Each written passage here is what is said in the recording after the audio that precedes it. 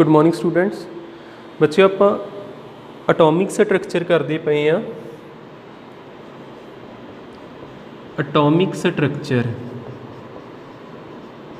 Structure दे विच आपां model of an atom पढ़ते पे। आपां थॉमसन कर लिया, रुदरफोर्ड कर लिया, तो अज अपना हैगा वा Bohr model of an atom. अज अपना हैगा वा Bohr's model of an atom. According to Bohr की आ, देखो फस्ट पॉइंट पहली गल ये जिहड़ा मॉडल हैगा ना बोहर दा, ये हाइड्रोजन ते एप्लीकेबल आ ते सिंगल इलैक्ट्रॉन स्पीसीज़ ते। जिद्दां हाइड्रोजन कोल एक इलैक्ट्रॉन ते एक प्रोटोन हुंदा, फिर ये हाइड्रोजन ते लागू होऊगा ते अजिहे एलीमेंट जिन्हां कोल एक इलैक्ट्रॉन आ उन्हां ते लागू होऊगा। आपां कह सकदे हां दिस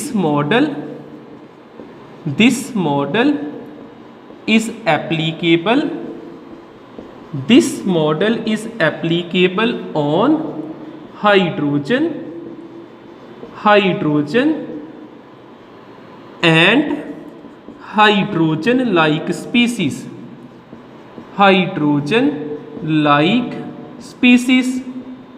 जिन्हां नूं आपां कहीदा सिंगल इलैक्ट्रॉन स्पीसीज़, जिन्हां नूं आपां की बोलीदा वा सिंगल इलैक्ट्रॉन स्पीसीज़।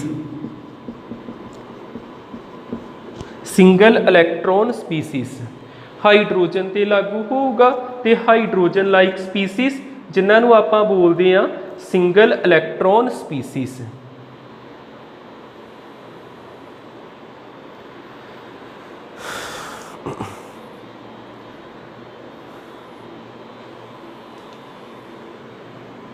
ਇਹਦੇ ਪੋਸਟੂਲੇਟਸ देखियो। ਪੋਸਟੂਲੇਟਸ ਉਹ ਹੁੰਦੇ ਜਿਨ੍ਹਾਂ ਦਾ ਪ੍ਰੂਫ ਕੋਈ ਨਾ ਹੋਵੇ। ਬੋਹਰ ਦਾ ਪਹਿਲਾ ਪੋਸਟੂਲੇਟ ਕੀ ਆ? ਬੋਹਰ ਕਹਿੰਦਾ ਕੋਈ ਵੀ ਐਟਮ ਆ ਜਿੰਨੇ ਉਹਦੇ ਕੋਲ ਪ੍ਰੋਟੋਨ ਆ ਉਨੇ ਉਹਦੇ ਕੋਲ ਇਲੈਕਟ੍ਰੋਨ ਹੁੰਦੇ। फिर वो की हुंदा वा एक स्टेबल हुंदा वा, जिन्ने प्लस उन्ने माइनस ते फिर स्टेबल ही होना उन्ने।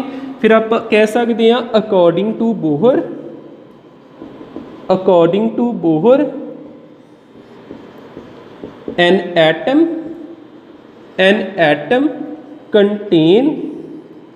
contain equal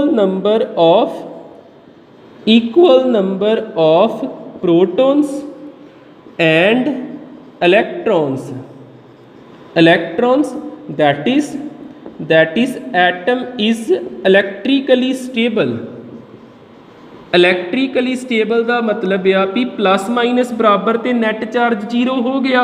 एटम इज इलैक्ट्रिकली की हो गए स्टेबल। एक चीज़ तो ये वा।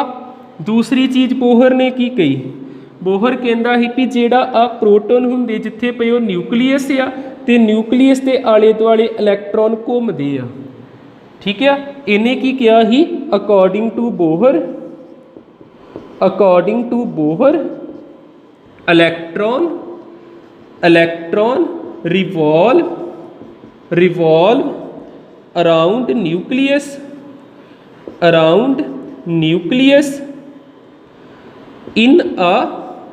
in a सर्कुलर पाथ कहण दे नालों आपां कह सकते हैं in a fixed energy path. देखो ना तो ये एनर्जी इत्थे लॉस करते हैं ना ही गेन करते हैं। In a fixed energy path called orbits. इस पाथ नूं आपां की बोली दा ऑर्बिट्स। उस तो नैक्सट चीज़ थर्ड पोस्टूलेट की है, जिद्दां आ हैगा न्यूक्लीयस जिथे प्रोटोन ते न्यूट्रॉन पे होंदे, न्यूक्लीयस हुंदा, इहदे आले दुआले बड़े ऑर्बिट ने, हुंदे आ इनफिनिट टर्म्स तक ऑर्बिट ने बहुत ज़्यादा। हुण इलैक्ट्रॉन इहदे च रवे कि इहदे च रवे, इलैक्ट्रॉन उन्हां दे विच ही रहिंदे आ जिन्हां दा एंगूलर मोमेंटम किहदे बराबर हुंदा वा h/2 पाई दे। आपां कह सकदे आ out of infinite orbits, out of many orbits electron revolve in those orbits in those orbits which have sorry which have angular momentum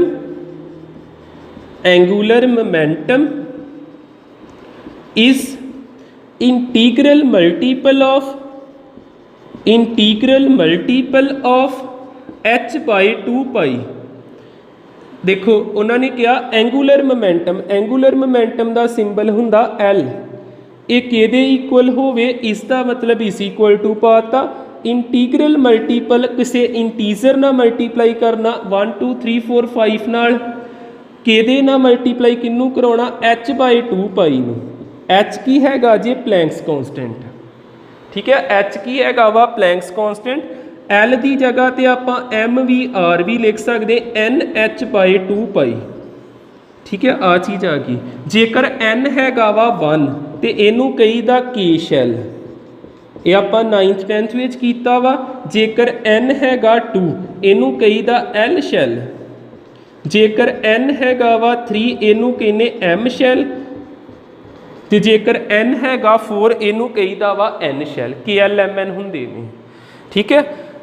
उस तो बाद चौथा पोस्टूलेट, जदों भी इलैक्ट्रॉन इदां घूमन डे ने, ये ना तो एनर्जी रेडिएट करते ना ही एनर्जी की करते अमिट तो रेडिएशन, ना एनर्जी रेडिएट करते ना अबजॉर्ब करते हैं, तां करके इन्हां ऑर्बिट्स नूं कहीदा स्टेशनरी ऑर्बिट्स। फिर आपां कह सकते हैं in orbits electron move do not emit and absorb energy, therefore these orbits are called stationary orbits,